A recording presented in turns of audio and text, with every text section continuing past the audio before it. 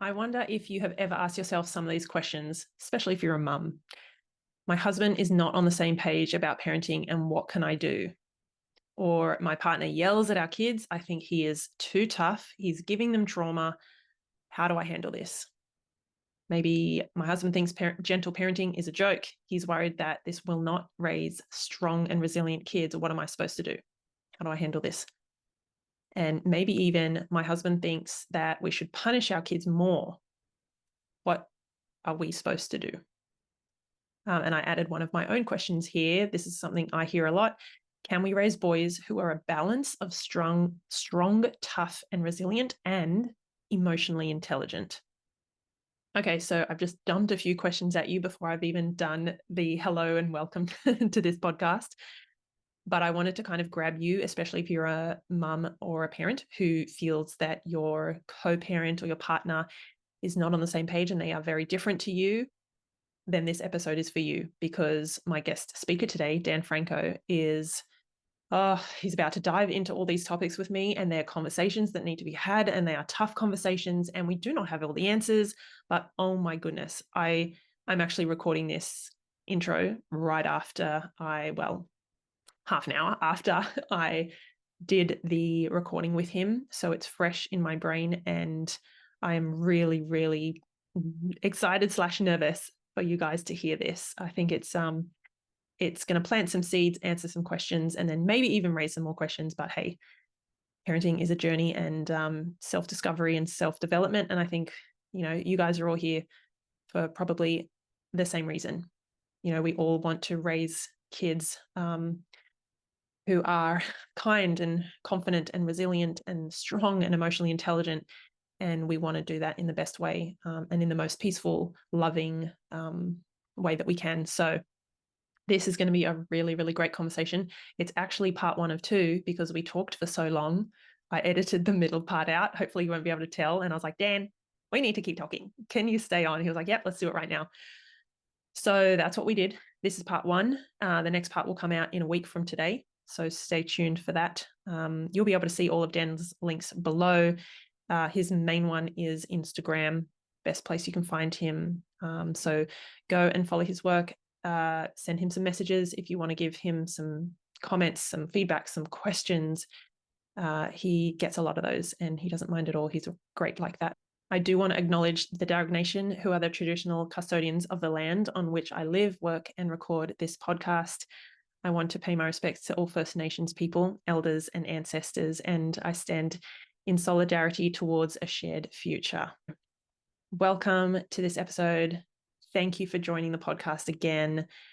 You guys know who I am. I'm not going to go through all that intro stuff because I know how powerful this conversation is. I just want to get straight to it. So here we go. Enjoy. All right. Are you ready to do this, Dan? I'm ready.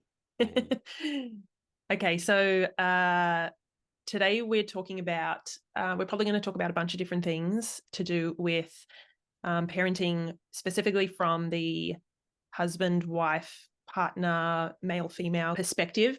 Dan, you have your podcast, A Dad Lifting Dads, which I probably will mention when I do my intro and chuck that in front of this. But yeah, I'm really looking forward to this conversation because I know you have lots to say on it, and we talk lots offline about this kind of stuff. But I should say thank you for coming on.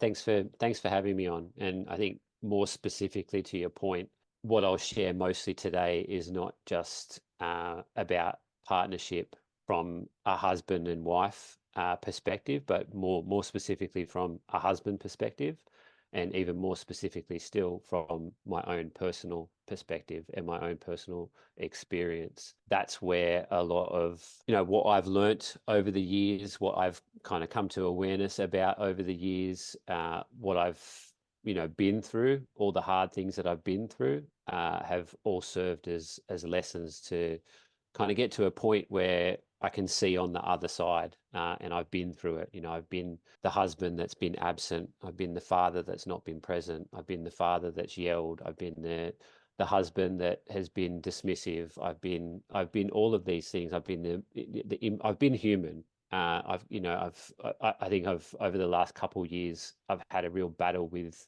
being human and what it is to be human. And to err is to be human. So I do make mistakes. I'm not perfect. I'll be the first one to tell you that. But I also think I've got a lot of value in what I can share in all of those kind of big, messy, and ugly things that I have been through. So thank you very much for having me here.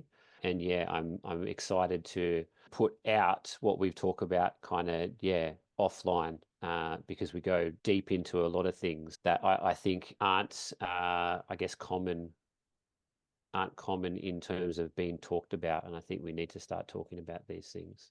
I was just going to ask you that. Why do you think men are the minority in this space of parenting? I know it sounds like a dumb question, but there's so many women out there and mums and women and experts talking about parenting and raising kids and things like that. Do you think that men are now speaking up more and coming into this space more and having more of a voice? And is that a good thing? It definitely is a good thing that men have a voice in this space. Uh, we're talking just before about, I go really hard in on men. I go really hard in specifically on dads because I believe that the bar has been set very low for a dad. I don't want to offend anyone by what I say, but the reality is that the bar has been set from a generational perspective. So if I look at my parents, my dad in terms of child rearing and all the domestic things that mum did in the house, it was very much the mum, the wife, the female of the house did all those things.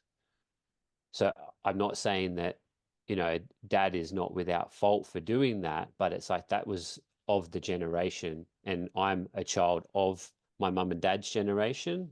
So I kind of grew up in two ways in like I saw that happen kind of with mum and dad and that dynamic. And there's a large part of me that's like, one of my values is rooted in fairness. So when I looked at that, I'd like, well, that's not unfair. That's not fair. Mum has to do X, Y, and Z. Dad not just goes to work, but dad's the breadwinner. And that's another thing. Look at the dynamic that has changed over the last few years. Not the last few years, sorry. The last number of years in regards to a lot more women are working now.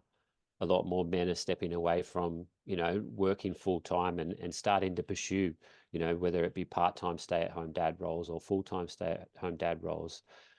It's just I think it's the ebbs and flows of where we're at, societal, generational. Uh, so it's not saying that a man or a father now shouldn't take responsibility, but there's a lot of undoing that a man has to do to understand. And there's also a lot of kind of pushing back that a man has to do as well. So, I often kind of like talk to other dad friends about this thing. We get cheered on for doing the simplest things. We get cheered on for having the kids out at the park.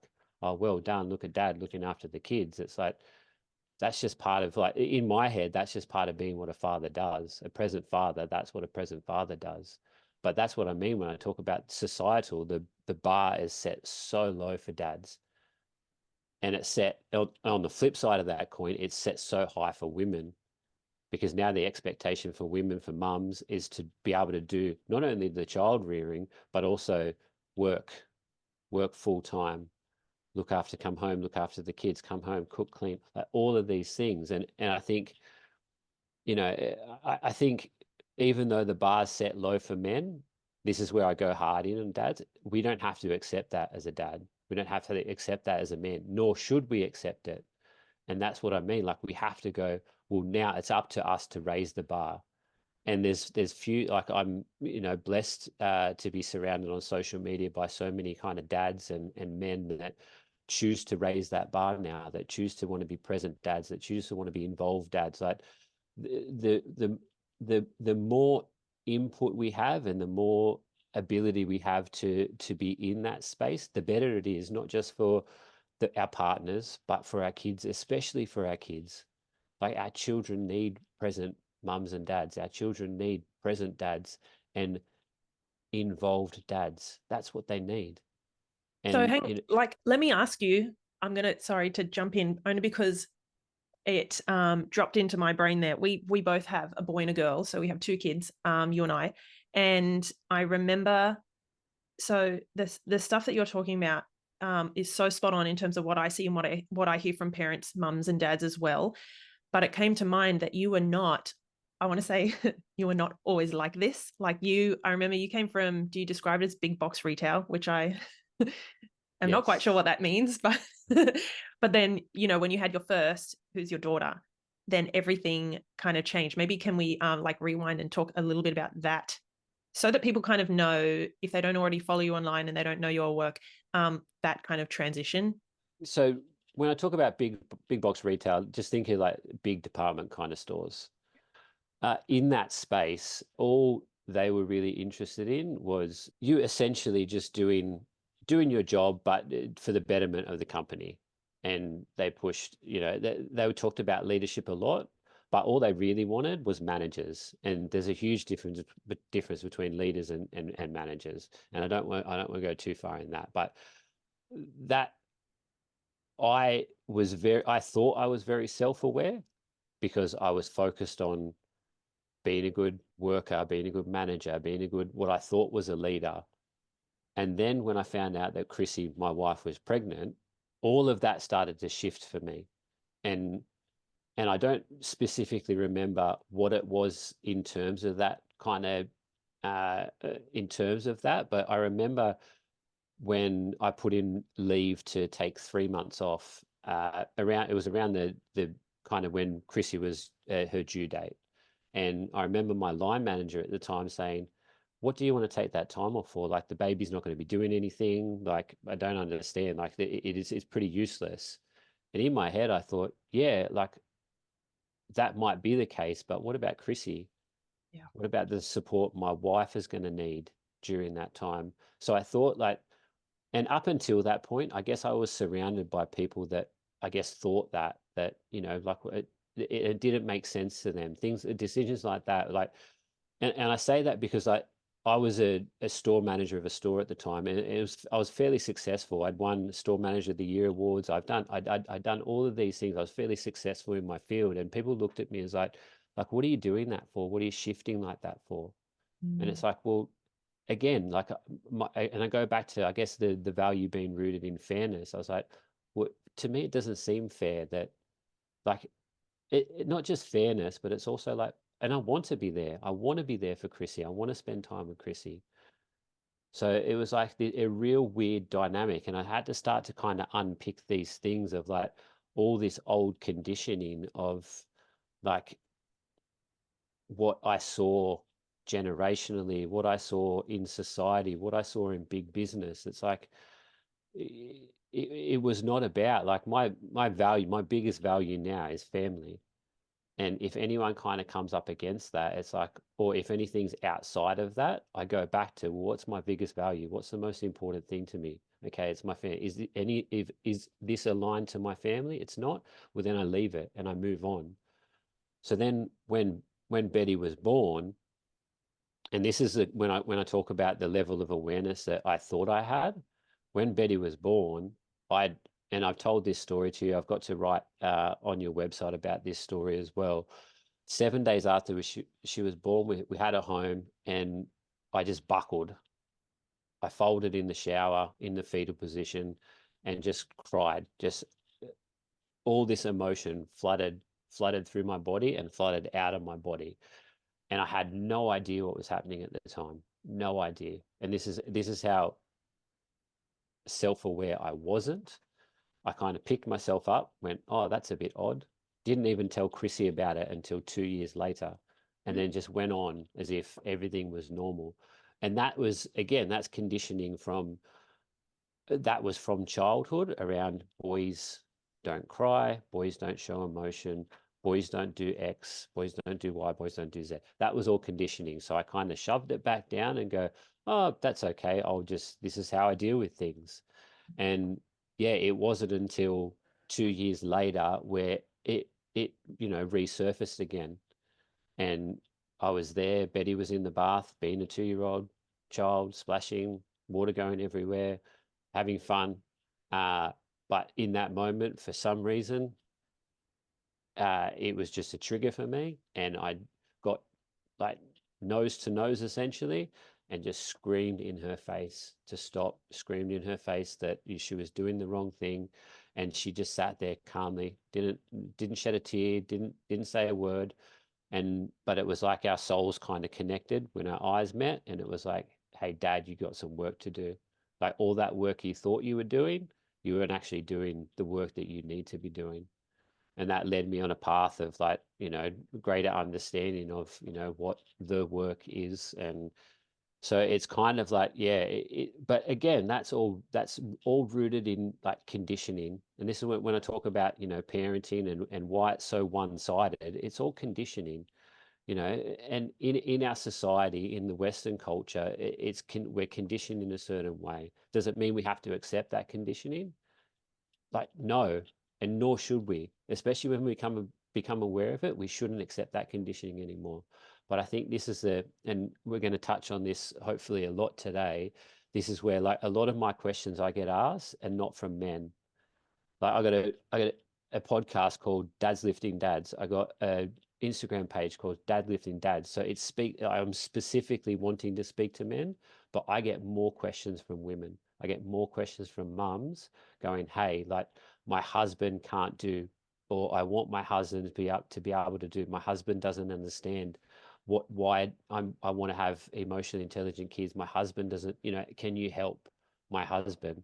And my answer back to them is like, short answer is no, I can't help your husband unless he comes to me for help. I can't help your husband. I can help you, but in a limited capacity. I can help you, but I can't help your husband unless your husband comes to me.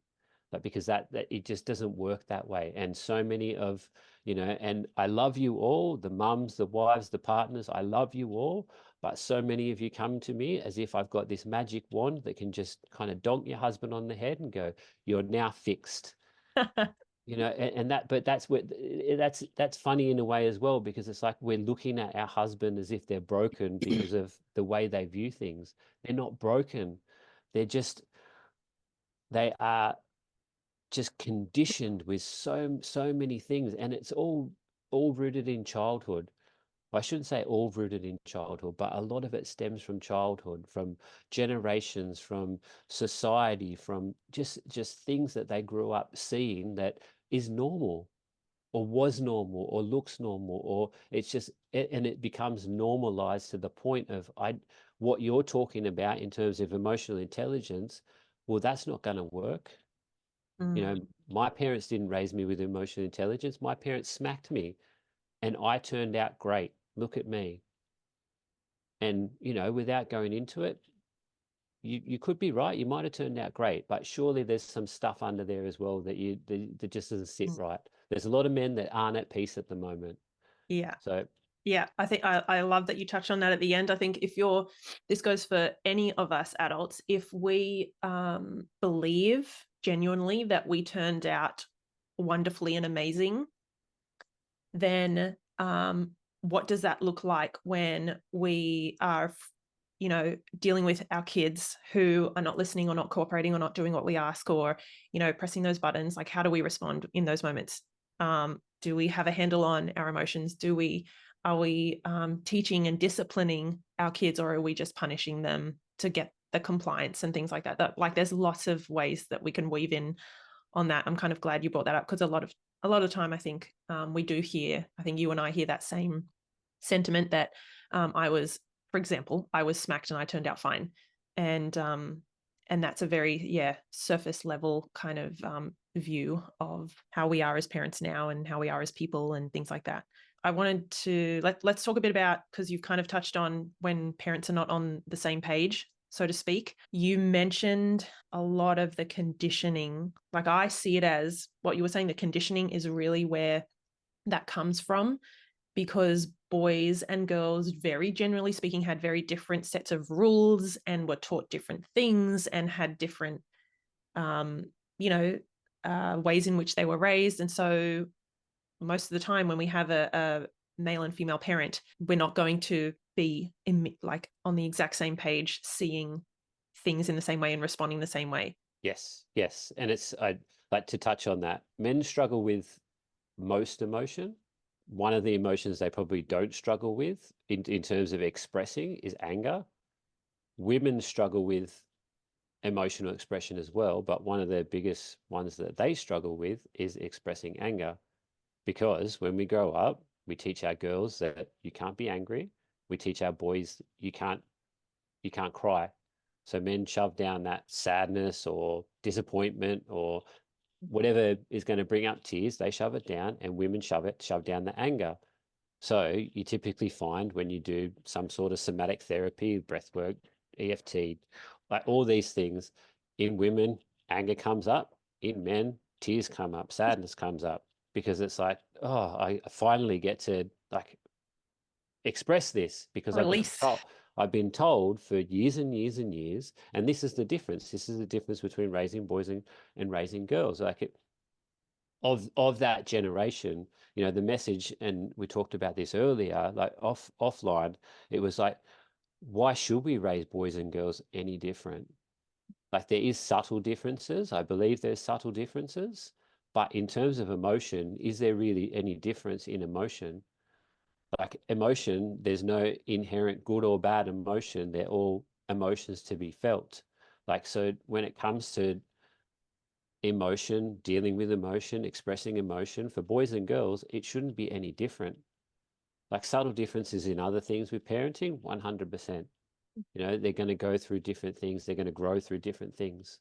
So yes, approach that very differently. But when it comes to emotion, there should be no difference between raising boys and raising girls in Mm. terms of expressing it. Whoa. Okay. So that is probably going to make a lot of people really think for a second, because it goes so far against the grain of what we were raised believing. And I agree with you. There are so many other differences between boys and girls, and, you know, biological, like we're not talking about all of that stuff. We're talking about emotion wise. I 100% agree that if we teach our kids the same, is that emotions are not good or bad. They're there to be felt and then to be processed and moved through, moved on, let go. Then we get on with our day, but we learn from them, and we hear those messages that the anger is telling us, or the sadness, or whatever it is. I just think that's bloody smart parenting. I think that's emotionally intelligent, of course, but I think why do we have to have different sets of rules?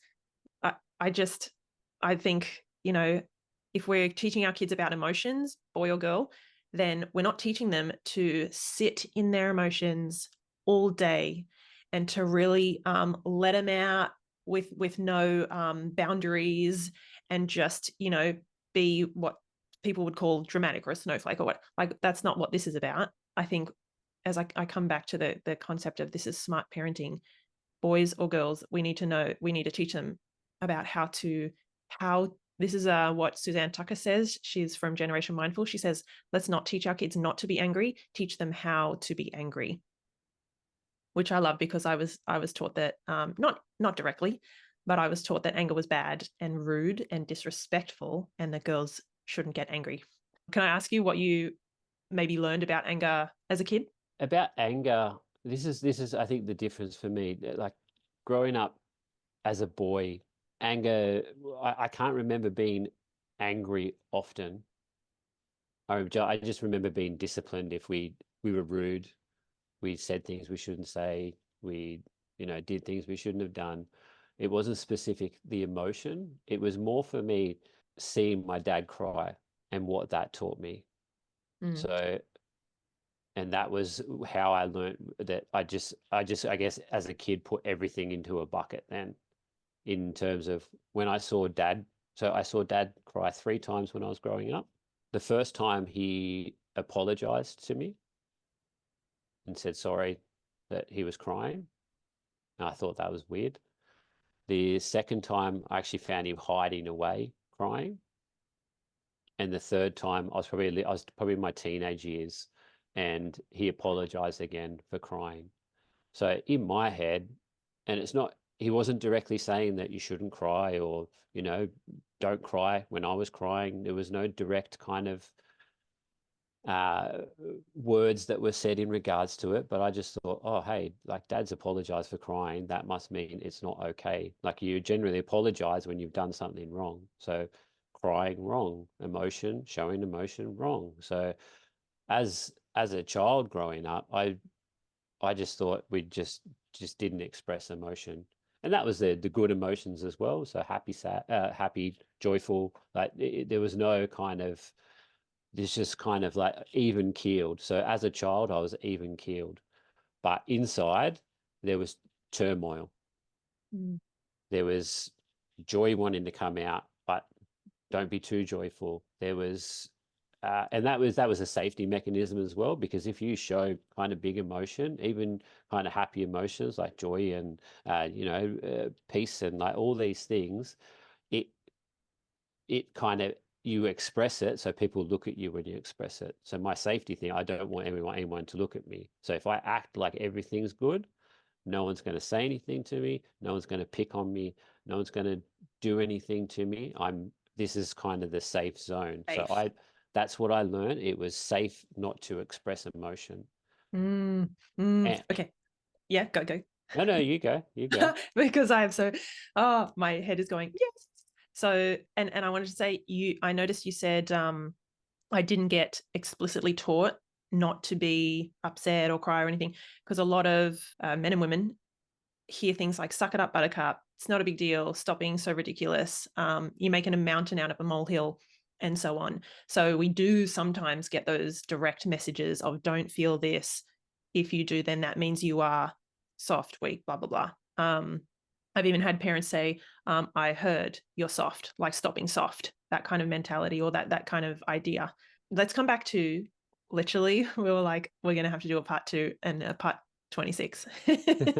um, so is this stuff, these kind of quote unquote lessons that we learned as kids, just these beliefs, the conditioning, is that what is kind of to blame, or is that where the roots of my husband and I, or partner and I, are not on the same page? He yells, and I'm like, that's too harsh, you're being too mean, you're scarring the kids. And also he thinks I'm being too soft and too permissive, like all of those. I'm sure people listening are nodding, because they're just such common experiences that men and women have. So I'm trying to find my question in there. Maybe what are you hearing, and what can you speak to in terms of sometimes the differences with, we're not on the same page, my husband is a bit more strict or thinks our kids need to be toughened up.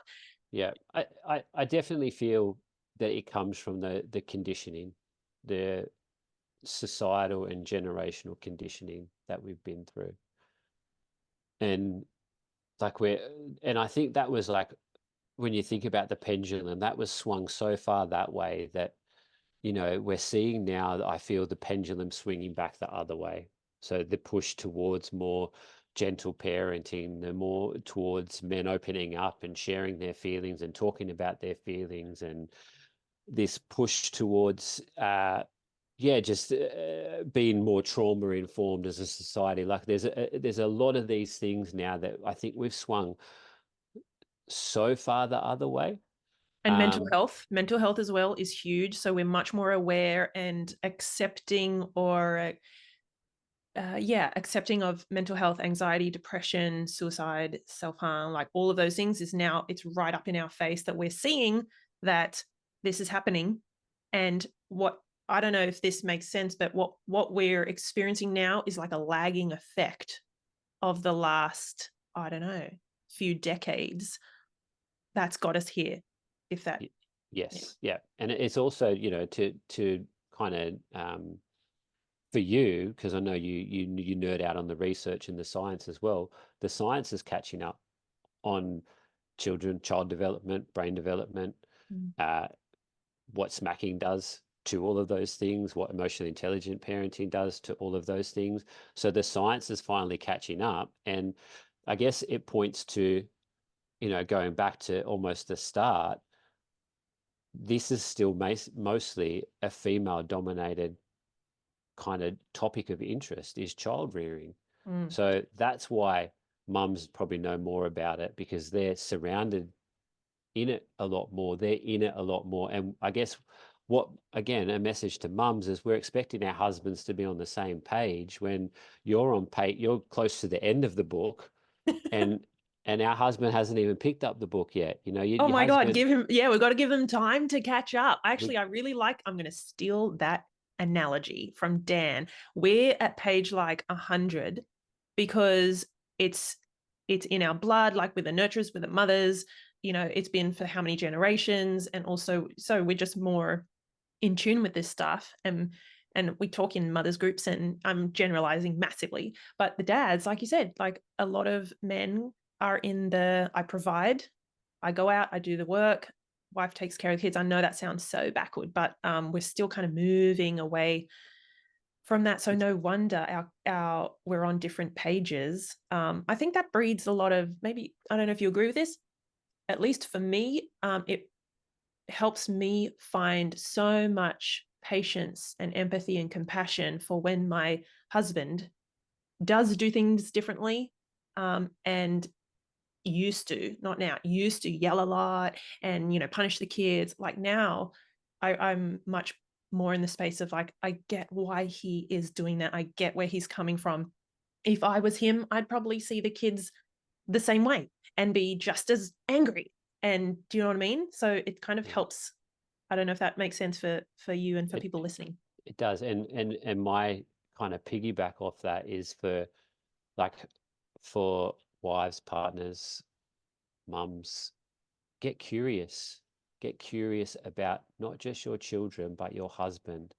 So when your husband does do something that upsets you or triggers you or is the complete opposite of to how, you would respond in that situation, obviously don't do it in that moment when stress levels are through the roof. Find a moment that you sit down, maybe you have a cup of tea at night or a coffee in the morning to catch up. Like, find a moment through the week to go, hey, you remember the other night when, X happened in the bath and you yelled, like, what was going on for you at that moment? Start asking questions, start getting curious about it, because that's what like we have as fathers, as men, we've so much catching up to do. And my hard kind of hard message to the men and the dads is catch up quickly. Like, I want to use the F word in there, because catch up like real quick, because otherwise we're going to frustrate our partner. If they're not frustrated already, we're going to frustrate them, and we're going to frustrate them more and more and more. And all that's going to cause is just the partnership to start to become very much one-sided and only in our own interests, very individual. And a partnership, once it becomes individual, it just can't work anymore. And Mm. that's the message I get from mums and wives is like, how do I get my husband on the same page?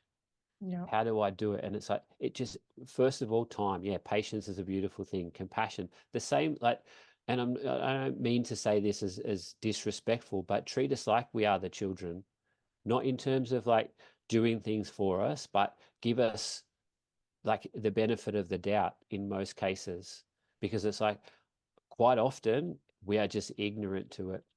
Quite Mm. that, because that was me, that was me, and it still is me to some things. It's like, I've got no idea. Like, I think I'm doing the right thing. Hey, I saw my dad do this once, or I saw my mum do this once. It seems like it should be the right thing. And then, like, I might say something, it comes out of my mouth and went, damn, that's what mum and dad used to say. And I actually don't like that. And I'd like, I'm transported back to being a kid hearing it going, oh, that doesn't sound very good.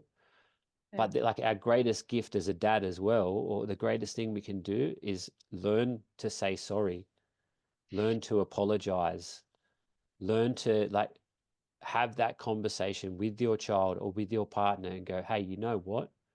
I don't think I showed up the way I wanted to show up today. Like, I'm sorry for that. Mm. And normalize saying sorry, because that's another thing. Like, and I don't know if it's just me as a man, because I can only speak for me, but like, I struggle with saying sorry. And this was recently, this was like a year ago. I started to get better at saying sorry. And even now, yesterday, and I put up a reel yesterday, and you shared, part of that reel. But the inspiration for that reel is because yesterday I yelled at my children. The thing I did differently yesterday to what I would have done a year ago is after I yelled at them, I went to them, I found them, and I apologized to them. A year ago, I wouldn't have done that. That's what I'm saying. Like, to err is human. We are human, and that's okay. It's okay to yell. No, you're not going to do anyone damage just by yelling. Okay. I love Gabor Mate. I love being trauma informed. I love all of these things that are coming out about it. But yelling at your kid once, twice, three times, it's not going to damage your child. It's not. And I'm not the level of expert he is, but that's also not the message he's sharing either. So read between the lines when he shares a message like that, because he's not saying that you yelling at your child is going to damage your child. It's not great if you constantly do it and constantly belittle your child and yell at them. That's not great. But if you do it because you're stressed, if you do it, it doesn't mean it's okay. That's what I'm trying to say. It's Mm. not going to damage them, but it also doesn't mean that it's not okay to do it either. That's what I say. Like, apologize, normalize apologizing, and this is like, it's just, we've just, again, generationally, there's like, or societal, like we've just, all these flow down things that we have to, particularly for men, and this is kind of going to go back to I guess your question at the start there was, we have to undo all of this stuff. So the patience that we need needs to be like, you need to have compassion for us. And Mm. like I said, I go really hard in on like dads in particular, like really hard, because we need to show up. But we also need to have the compassion of our loved ones and the patience of our loved ones, because we need to undo all of this stuff. Yeah. Wow. Okay. So we have a lot that we're going to talk about. I feel like I wanted to talk about, when we have one parent who is more strict, more harsh, maybe using punishments. What do we do with that? How do we raise boys who have that balance of strong, maybe tough or resilient, but also emotionally intelligent? I think we're going to have to we're going to make this a 2-part series because there's so much more we can talk about. So we're going to take a pause for now. Dan is going to come back next week. We're going to continue the conversation. We would love you guys to be a part of it and to listen in. I personally have taken away so much already just from this topic and this discussion with Dan. We've covered so many things, but there is more that we are going to talk about. And I think it's going to be another 30 to 40-minute episode. So please stay tuned for that next week. It will come out in 7 days from today. We would love to hear your questions as well. I'd love to hear any comments that you have. If you think, oh my gosh, I know exactly what you're talking about. We're in the middle of this right now. I'm really struggling with it. Or, you know what, this has really worked with me and my partner. Oh my goodness, please let us know. We would love you to reach out. Dan and I, you can get through obviously to him on his Instagram. He mentioned that's the best place to get in touch with him. You can get through to me on email, Instagram, all the links below in the show notes. You guys can find those. We would love to hear from you. All right, guys, have a great rest of your week, and we'll see you for part 2 next week.